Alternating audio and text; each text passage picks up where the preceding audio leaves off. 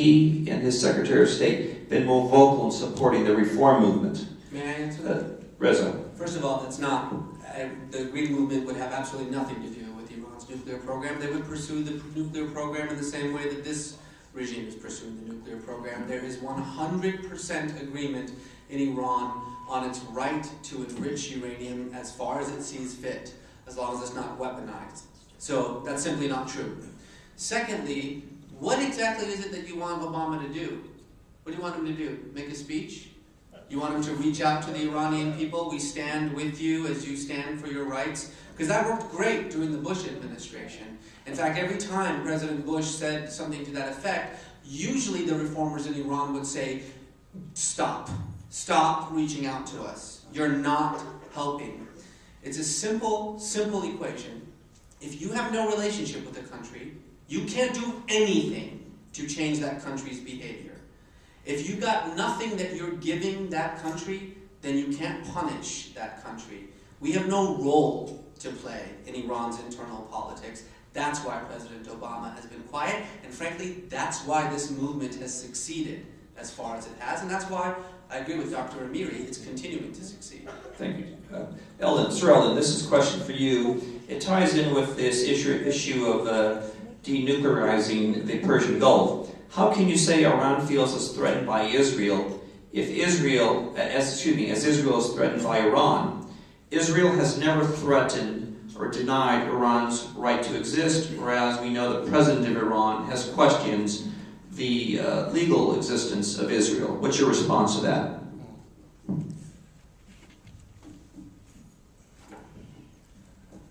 I think the statement by Ahmadinejad about removing Israel from the map of the Middle East was very stupid, but I did look it up in the Persian, and what he actually was referring to was the geography, the map, and not the existence of Israel.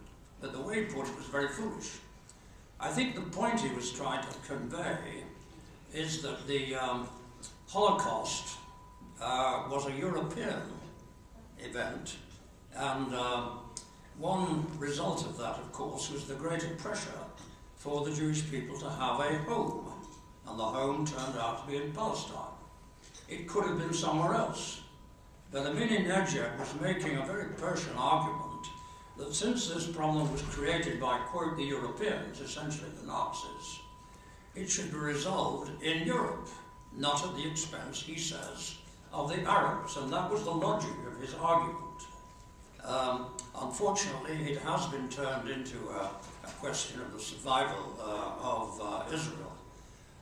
I think the Iranians got very upset about the Israeli attack on the Osirak reactor in Iraq, and they've been upset since by the numbers of generals, Israeli and American, drawing red lines across the map on television showing how aircraft could strike at towns and Tehran and so on.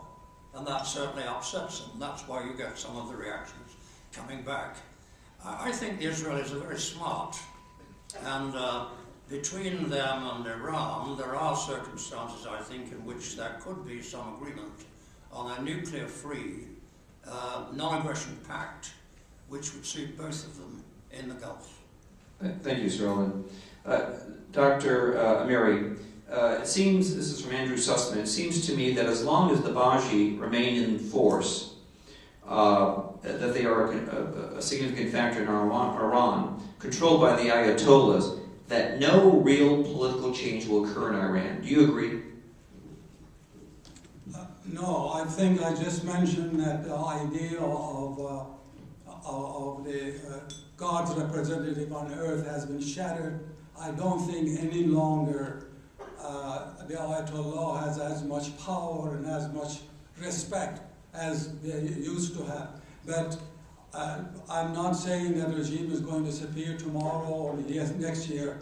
It will take very, very gradually. I can see in 10, 15 years this regime, the face of the regime will change drastically than it is today. And the power of the, in fact, one of the main reasons that Ayatollah former presidents such as Rafsanjani and Khatami are joining the moderate elements in the regime is that they and many other grand ayatollahs like Montazeri, because they don't think that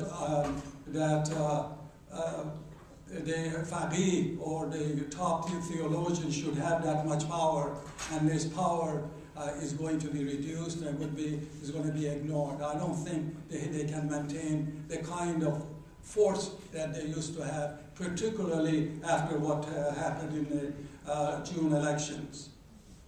Thank you, Dr. Mary. This is for Dr. Aslan from Rick Muth. Dr. Aslan, you mentioned in your speech that we should talk, the United States should be negotiating, speaking to Iran as it has done with North Korea. But the question really is, what good has that done with North Korea, and would you expect the same outcome with Iran? Actually, that's not what I said. What I said was that we pour money into North Korea. We don't actually, currently, this administration has not continued either the six-party talks or the promised bilateral talks with North Korea. And of course, the comparison between Iran and North Korea is thoroughly absurd. North Korea is a draconian hermit kingdom. Iran is one of the most sophisticated populations and countries in that region. So there is no comparison between the two. If you want a comparison, however, you should compare it with China. It was only in our negotiations with China, only by opening up that country, giving it a stake in the international economy, the free market economy, opening up that country through the exact same interdependent trade relations that I have talked about with Iran, that China has experienced not just the flowering of its middle class that we've seen over the last decade, but frankly the opening up of Chinese society. Is China a democracy? Absolutely not. It's still an oligarchy.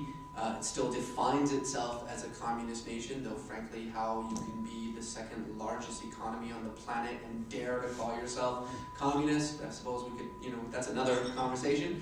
But no one can argue with the fact that China in 2009 looks absolutely nothing like China in 1989 or in 1999. And frankly, China in 2019 will bear no resemblance to the China that we see today. The best thing that we could hope for Iran is for it to start looking like China. That would be a dream come true for Iranians. It may not make us happy in the diaspora. We would like a Jeffersonian secular democracy to fall from heaven and land upon Tehran. It ain't gonna happen. What we can pray for, however, is that the same economic liberalization that has resulted in a flowering of democracy at the grassroots level in China, that could happen in Iran, but of course it would be greatly accelerated with Iran. Remember what I said was, you have these two things, a representative government and access to the free market, you have national success. Well, Iran's got the representative government. It doesn't have free market access. China has free market access, doesn't have the representative government. But at the same time, the way that we've seen China become far more open, far more liberalized, far more democratic, with each passing day, with every new member of the rising middle class, I personally would pray for that kind of opportunity for my uncles and my cousins and my aunts in Iran who are struggling day to day just to make ends meet.